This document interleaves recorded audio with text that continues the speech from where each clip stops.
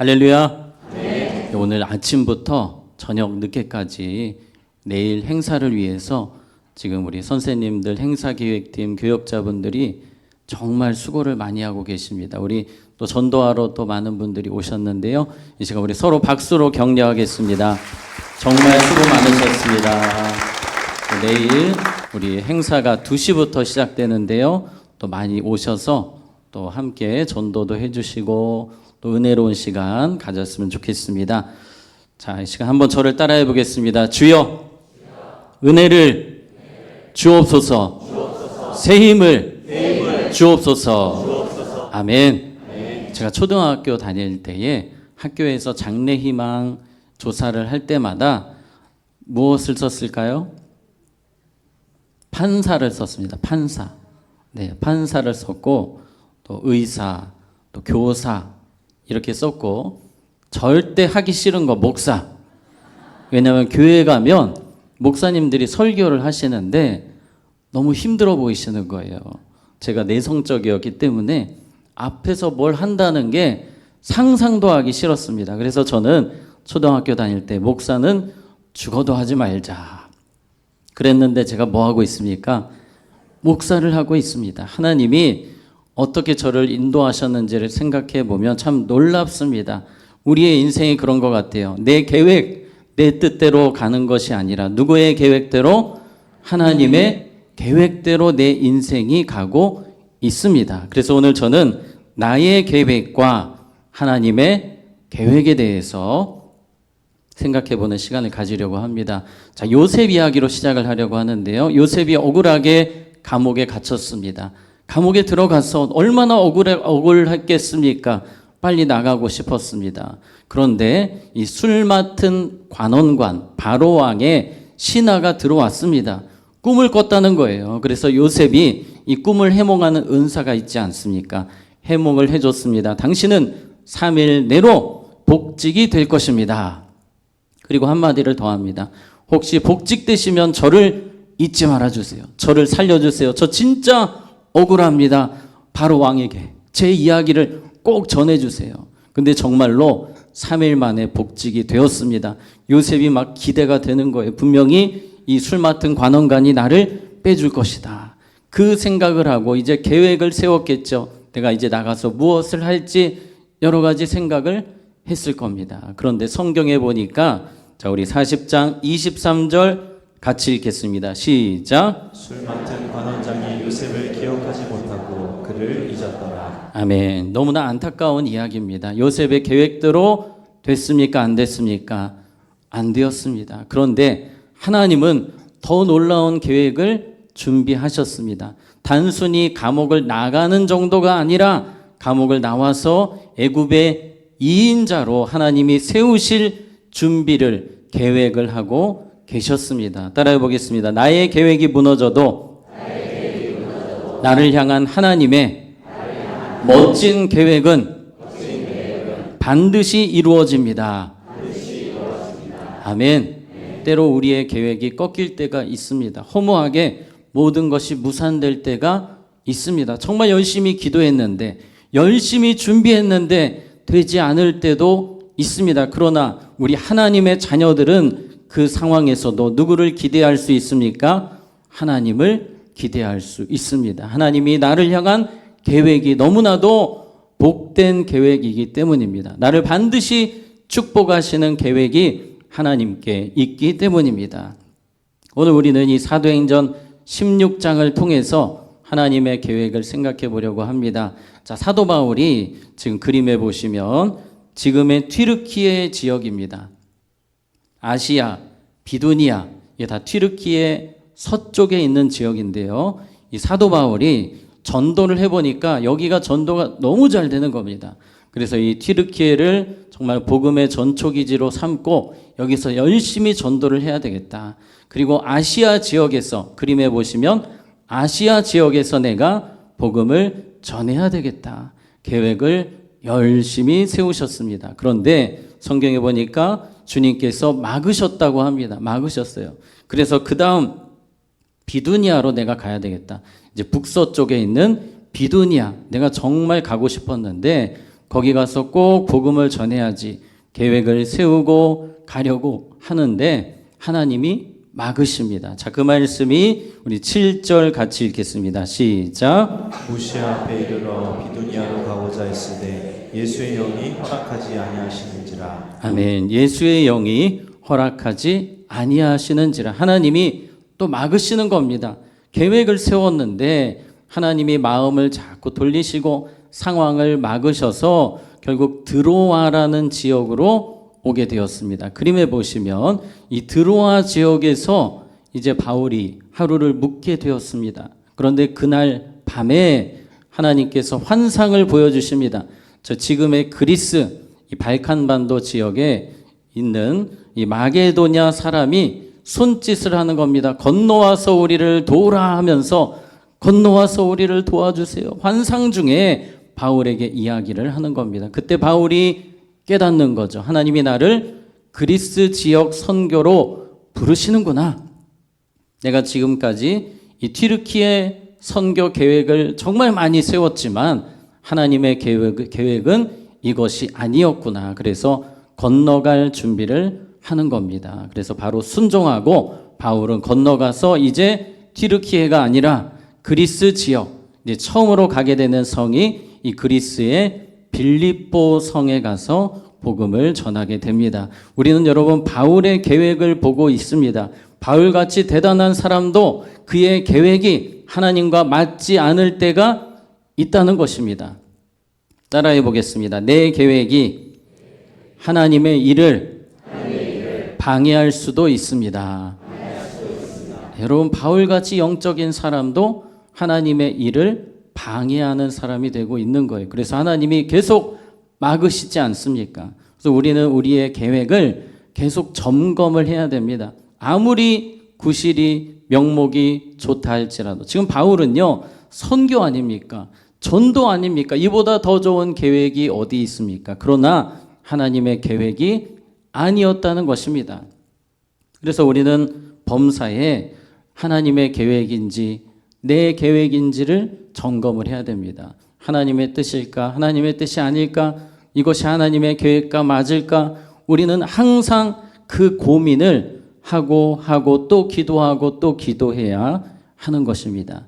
제 이야기를 잠시 드리려고 하는데요. 저는 제 아내와 연애를 2년을 했습니다. 4개월 정도 사귀었을 때에 제 아내랑 헤어지게 됐어요. 네, 갑자기. 네. 슬프죠. 갑자기 헤어지는 사건이 있게 되었습니다. 그래서 저는 이제 마음으로 생각을 했죠. 제 아내 이름이 박일주인 거 아시죠? 박일주 너 끝이야. 속으로 생각하고 이제 끝이다. 마음을 정했어요. 근데 2주가 딱 지났습니다. 이제 끝이라고 생각을 했는데 2가지 생각이 들었어요. 첫째는 보고 싶다. 네, 이 생각이 들었고 둘째는 하나님의 뜻일 수도 있으니 다시 만나는 것이 하나님의 뜻일 수도 있으니 이 생각을 했어요. 그래서 문자를 밤에 보냈습니다. 우리 내일 만납시다. 상남자처럼 제가 우리 내일 만납시다. 다시 만납시다. 했더니 제 아내가 네 좋아요. 그래서 다시 만나서 스파크가 튀고 결혼까지 하게 되었습니다. 여러분 제가 거기서 너 끝이야. 다시 안 만나. 이렇게 하지 않고 하나를 더 생각했죠.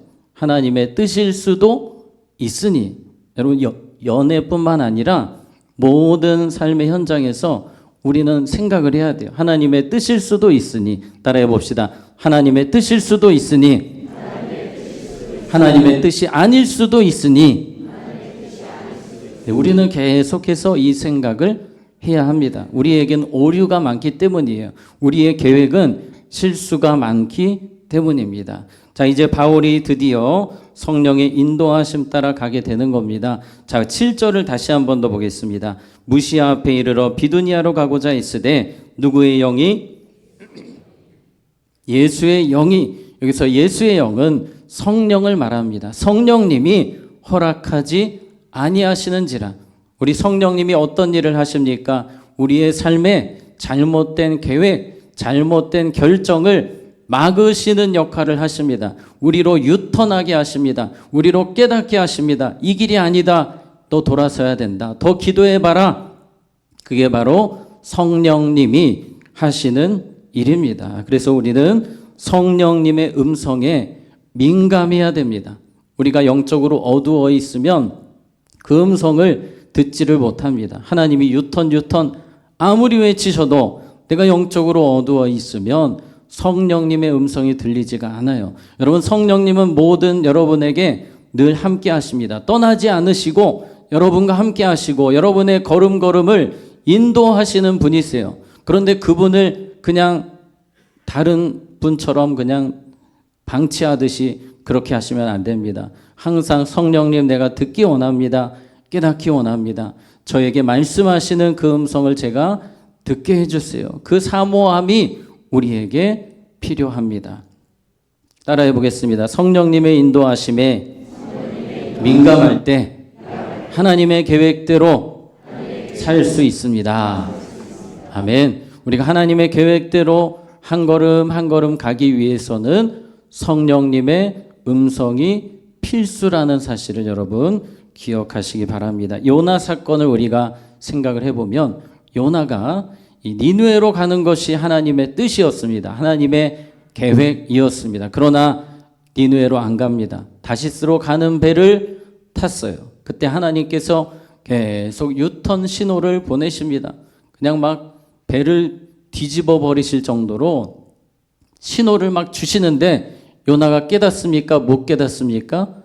못 깨닫는 거예요. 하나님이 그렇게까지 신호를 주셔도 요나는 전혀 감지를 못하는 겁니다. 영적으로 어두워 있기 때문입니다. 그런데 왜 영적으로 어두웠는지를 캐보면 그의 고집 때문에, 그의 생각 때문에, 나는 죽어도 니느웨 안 간다, 이 고집 때문에 하나님의 음성이 안 들리는 거예요. 그래서 우리는 날마다 내 고집, 내 생각을 깨뜨리도록 힘써야 하는 것입니다. 따라해 보겠습니다. 성령님의 인도하심에 민감하기 위해 내 생각, 내 고집을 날마다 꺾어야 합니다.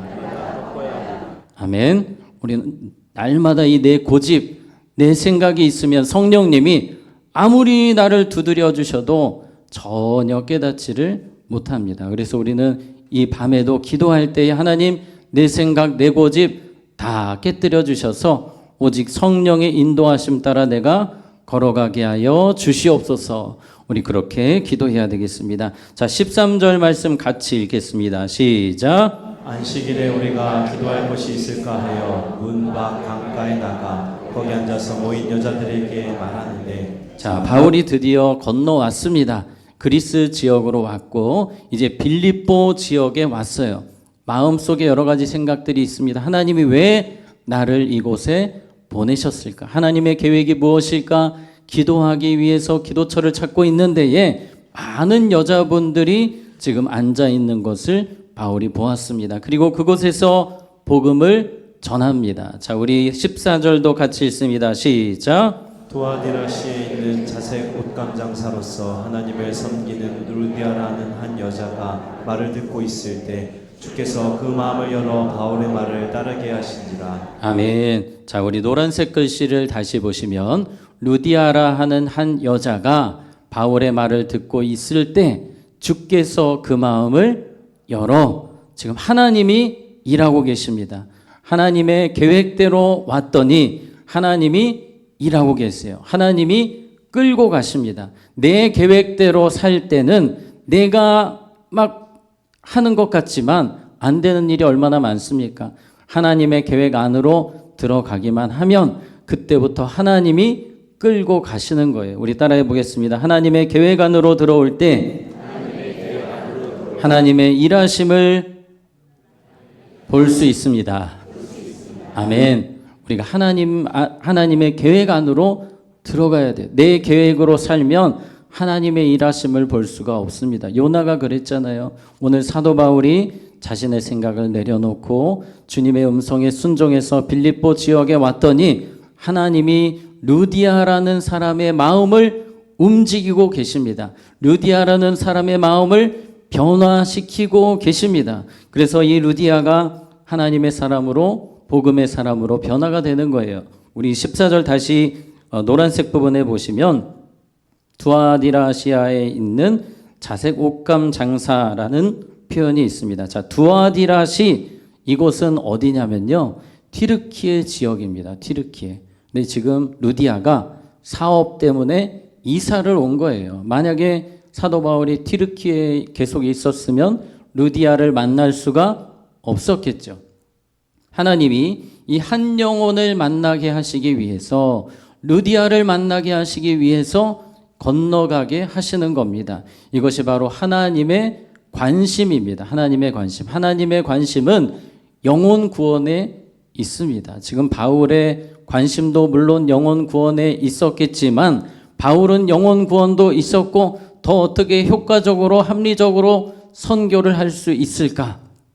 이런 계획이었다면 하나님은 한 영혼의 마음을 쏟고 계셨어요. 그래서 우리가 하나님의 계획 안에서 살기 위해서는 영혼 구원에 초점을 맞추고 살아갈 때, 어디에 영혼 구원에 초점을 맞추고 우리가 하루하루를 살아갈 때에 하나님의 계획을 더 잘 알 수 있게 되는 것입니다. 여러분 하루를 점검해 보시면서 내가 영혼 구원에 대한 마음을 가지고 이번 하루를 일주일을 살았는지 돌이켜 보시고 내가 하나님의 영혼 구원 그 마음에 초점을 맞출 때에 우리가 하나님의 계획 안에서 더 살 수 있음을 기억해야 되겠습니다. 자, 우리 14절을 다시 한 번 더 노란색을 보시면 이 두아디라시아시에 있는 자색 옷감 장사 루디아의 직종이 무엇입니까? 자색 옷감 장사다라고 나오지요. 자색 옷감 장사라고 하면 그냥 일반적인 장사꾼이 아닙니다. 대단한 사업가예요. 그 당시에 이 자색 옷감은 이 갑부들이 입는 옷에 쓰이는 그런 원료였습니다. 자, 그림에 보시면 이 50cm의 자색 천을 만들기 위해서는 이 뿔고동이라고 그래서 바다의 뿔고동을 몇 마리? 10,000마리를 써야만 이 염색 재료를 얻을 수가 있다고 합니다. 대단한 거죠. 정말 이 옷 하나 만드는데 이 당시에 1억 정도가 드는 그런 옷도 있었다고 합니다. 자색 옷이 비싼 옷이에요. 그래서 우리 예수님이 누가복음 16장 19절에 보면 한 부자가 있어 무슨 옷과 자색 옷과 고운 베옷을 입고 날마다 호화롭게 즐기더라. 그 당시 부의 상징이 자색 옷이었습니다. 그런데 이 자색 옷감을 파는 사람이 루디아였다는 것이죠. 대단한 사업가였습니다. 그래서 이 루디아를 하나님이 만나게 하신 이유가 무엇이겠습니까?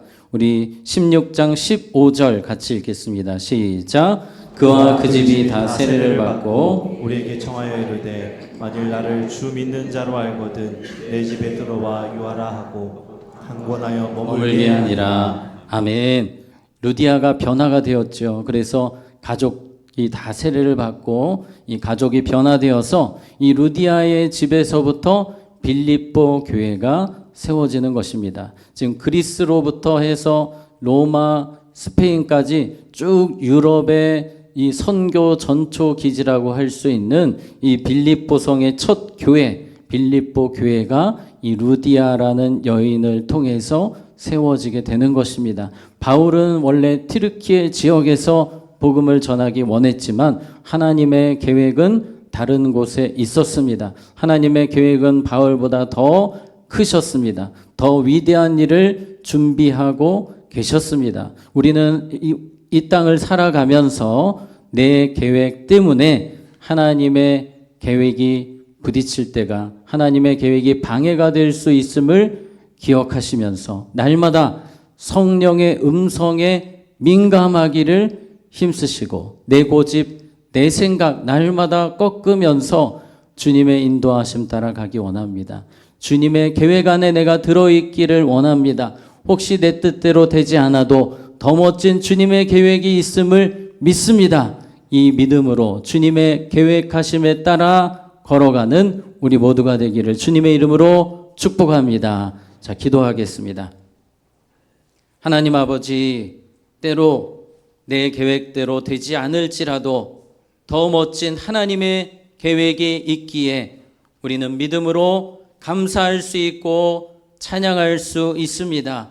내 계획으로, 내 고집으로, 내 생각으로 사는 것이 아니라 하나님의 계획 안에 들어가 살게 하시고 날마다 주의 음성 들으며 내 생각을 꺾고 주님의 뜻대로, 주님의 인도하심대로 성령의 이끄심을 따라 살아가는 우리 모두가 되게 하여 주시옵소서. 예수님의 이름으로 기도하옵나이다. 아멘.